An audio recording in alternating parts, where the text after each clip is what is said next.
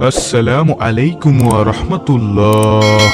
মাগরিবের নামাজ পড়ে চুপিসারে বসে এই ইস্তেগফারটি মাত্র 19 বার পাঠ করলে আল্লাহ রাব্বুল আলামিন আপনাকে বিশেষ 10টি পুরস্কার দান করবেন। তার মধ্যে সবচেয়ে দামি পুরস্কার হলো এই দুনিয়াতে আল্লাহ তাআলা আপনার জীবনের সকল গুনাহ ক্ষমা করে দিবেন এবং পূর্ববর্তী গুনাহের সমপরিমাণ নেক আপনার আমলনামায় আল্লাহ তাআলা দান করে দিবেন। আল্লাহু আকবার। আরেকটি দামি পুরস্কার হলো মৃত্যুর পর অবশ্যই জান্নাত দান করবেন ইনশাআল্লাহ। দর্শক, অত্যন্ত দামি একটি আমল, তাই আমি বিশ্বাস করি যে ব্যক্তি চায় মৃত্যুর পর জান্নাতে যেতে এবং যে ব্যক্তি চায় এই দুনিয়ায় থাকতে সকল গুনাহ খাতা মাফ করাতে, সে আজকের ভিডিওটি সম্পূর্ণ দেখবে এবং এইখান থেকে আমলটি শিখে সুন্দরভাবে আমলটি পরবর্তী সময়ে সেও করবে ইনশাআল্লাহ। সে ব্যক্তি আল্লাহ তাআলার দরবার থেকে 10টি পুরস্কারের ভাগীদার হয়ে যাবে। তাই প্রিয় দর্শক, একজন মুমিন মুসলমান হিসেবে ভিডিওটি আপনার জন্য খুবই গুরুত্বপূর্ণ, তাই মনোযোগ সহকারে ভিডিওটি দেখুন এবং শুনুন। প্রিয় দর্শক, এই দুনিয়ায় তো আমরা কম গুনাহের কাজ করলাম না। গুনাহের কাজ করতে করতে আমাদের একেবারে আমলনামা নেকের দিক পুরোই শূন্য, কিন্তু গুনাহের দিক অনেক ভারী। যেদিকেই তাকাই সেদিকেই দেখি শুধু গুনাহ আর গুনাহ, এমন কোনো দিক নেই যে গুনাহ রাশি নেই। গুনাহের সমুদ্রে আমরা এই পর্যন্ত হাবুডুবু খাচ্ছি। প্রিয় দর্শক, একটিবার ভেবে দেখুন, এই গুনাহ রাশি নিয়ে যদি আমরা কবরে যাই তাহলে কি উপায় হবে আমাদের? নবীজি সাল্লাল্লাহু আলাইহি ওয়াসাল্লাম বলেন, বেঈমানকে কবরের মাটি এমন জোরে চাপ দিবে যে এক পাজরের হাড় আরেক পাজরের মধ্যে ঢুকে যাবে। নাউযুবিল্লাহ। আল্লাহ তাআলা এমন একটি বিষধর সাপ বেঈমানের কবরের মধ্যে দিয়ে দিবেন, যেই সাপের একটি ছোবলে 70 হাত মাটির নিচে চলে যাবে। সেখানে মৃত্যু নেই প্রিয় দর্শক, আজীবনের জন্য সে বাঁচবে না, মরবেও না, এমন কঠিন আযাব তাকে দেওয়া হবে। আল্লাহ তাআলা আমাদেরকে উক্ত আযাব থেকে বেঁচে থাকার তৌফিক দান করুন, আমিন। কিভাবে আমরা বাঁচতে পারবো? অবশ্যই বেশি বেশি তওবা এবং ইস্তেগফার করার মাধ্যমে আমরা বাঁচতে পারবো। রাসূল সাল্লাল্লাহু আলাইহি ওয়াসাল্লাম হাদিসের মধ্যে বলেন, হে উম্মত, আমি নবী দৈনিক 70 বারেরও অধিক তওবা ইস্তেগফার পাঠ করি। প্রিয় দর্শক, একটিবার ভেবে দেখুন, যে নবীর কোনো গুনাহ নেই, যে নবী একেবারেই নিষ্পাপ, সেই নবী যদি দৈনিক 70 বারেরও অধিক তওবা ও ইস্তেগফার করতে পারে, তাহলে আমরা কেন তওবা ইস্তেগফার করতে পারি না? কে আমাদেরকে বাধা দেয়? অবশ্যই শয়তান আমাদেরকে বাধা দেয়। প্রিয় দর্শক, আর শয়তানের বাধায় আমরা মানব না। আমরা আজকে ইনশাআল্লাহ এই আমলের মাধ্যমে সুন্দরভাবে তওবা করব এবং জীবনের সকল গুনাহই ক্ষমা করিয়ে নিব। এই পৃথিবীতে আল্লাহ তাআলা কত বড় বড় পাপী, কত বড় বড় বেঈমানকে আল্লাহ তাআলা মাফ করে দিয়েছেন, সেটার কোনো হিসাব নেই প্রিয় দর্শক। তাই চলুন আপনাদেরকে একটি বেঈমানের ঘটনা শোনাই, যেটা একটি শিক্ষণীয় ঘটনা। হযরত আবু সাঈদ খুদরি রাদিয়াল্লাহু তাআলা আনহু হাদিসটি বর্ণনা করেন, এক লোক বনী ইসরায়েলের জামানার মধ্যে 99 জন মানুষকে হত্যা করেছিল। বুঝতেই তো পেরেছেন কত বড় পাপী।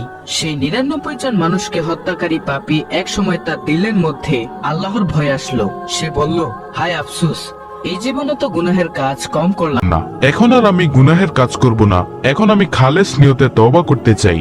সে ব্যক্তি তওবার নিয়তে একজন ভালো মানুষ খুঁজতে লাগলো।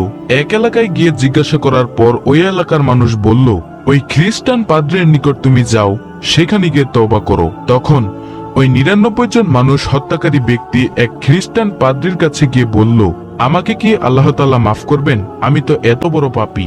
তখন সেই খ্রিস্টান পাদ্রী বলল, তুমি 99 জন মানুষকে হত্যা করেছ, তোমাকে আল্লাহ তাআলা মাফ করবেন না, তুমি চলে যাও। তখন সেই লোক অত্যন্ত রাগান্বিত হয়ে বলল, যদি আমাকে আল্লাহ তাআলা মাফ নাই করেন, তাহলে আমি আজকে 100 জনে পূর্ণ করব, আমি আপনাকেও হত্যা করে ফেলবো। তারপর ওই খ্রিস্টান পাদ্রীকেও সে হত্যা করলো। এখন আবার কিছুদিন যাওয়ার পর সেই লোকের অন্তরে আবার আল্লাহ তাআলার ভয় আসলো। সে বলতে লাগলো, হায়রে, এই জীবনে তো কত গুনাহের কাজ করলাম, আজকে আমার তওবা করা দরকার। সে তওবার উদ্দেশ্যে আবার একজন ভালো মানুষকে খুঁজতে লাগলো। এমন সময় একটি গ্রামের মানুষ বলল, অমুক জায়গায় এক আল্লাহর বান্দা আছে, তুমি সেইখানে যাও, গিয়ে আল্লাহর কাছে খাঁটি তওবা করো। তারপর সকল মানুষের কথা শুনিয়া সেই ব্যক্তির নিকট গেল। সেই ব্যক্তির নিকট গিয়ে বলল, ইতিপূর্বে আমি 100 জন মানুষকে হত্যা করেছি, আমাকে কি আল্লাহ তাআলা মাফ করবেন কিনা বলেন। তখন সেই আল্লাহওয়ালা বুজুর্গ ব্যক্তি বলল, হ্যাঁ, অবশ্যই আল্লাহ তাআলা তোমাকে মাফ করবেন, শুধু তুমি একটিবার আল্লাহর কাছে বলবে, হে মালিক, তুমি আমাকে মাফ করে দাও। তখন সে ব্যক্তি বলল, অমুক জায়গায় তুমি দেখবে কিছু আল্লাহর বান্দা ইবাদত করছে, সেখানে তুমি যাও, তাদের কাছে গিয়ে খাঁটি তওবা করো, ইনশাআল্লাহ আল্লাহ তোমাকে মাফ করবেন। তখন সেই বনি ইসরায়েল জামানার 100 জন মানুষকে হত্যাকারী ব্যক্তি সে জায়গায় যাওয়ার সময় পথিমধ্যে আল্লাহর হুকুমে মালাকুল মউত আজরাইল আলাইহিসসালাম এসে পড়ল, এসে তার জানটাকে কবজ করে নিয়ে গেল। এখন তার দেহটা মাটিতে পড়ে রইল। এখন তার জানকে নেওয়ার জন্য, অর্থাৎ তার রূহকে নেওয়ার জন্য জান্নাতের একদল ফেরেশতা আসলো, আবার জাহান্নামের একদল ফেরেশতাও আসলো। জান্নাতের ফেরেশতা কি জন্য আসলো? তারা বলতে লাগলো যে সে তওবা করার জন্য যাচ্ছিল, আমরা তাকে নিয়ে জান্নাতে যাব। আর জাহান্নামের ফেরেশতারা বলল সে তো এখনো তওবা করে নাই, তাই আমরা তাকে জাহান্নামে নিয়ে যাব। এখন তারা ঝগড়া করতে লাগলো। এমন সময় আল্লাহ তাআলার তো অনেক মায়া।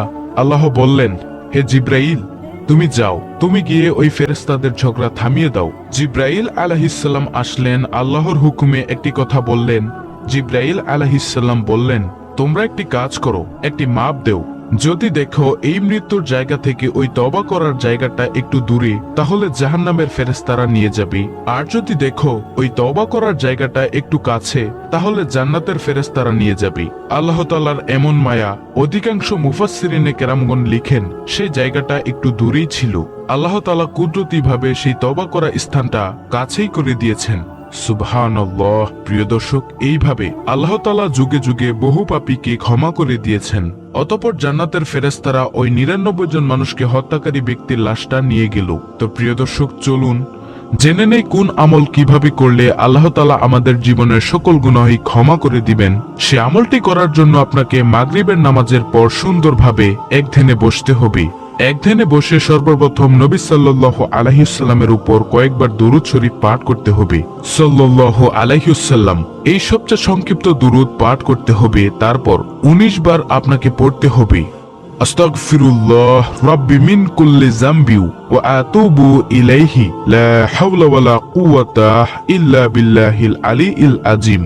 অর্থাৎ আমি আল্লাহর কাছে ক্ষমা চাই আমার সব পাপের, আমি তার কাছে ফিরে আসি। আল্লাহর সাহায্য ছাড়া গুনাহ থেকে বাঁচার ও নেক কাজ করার কোনো শক্তি নেই।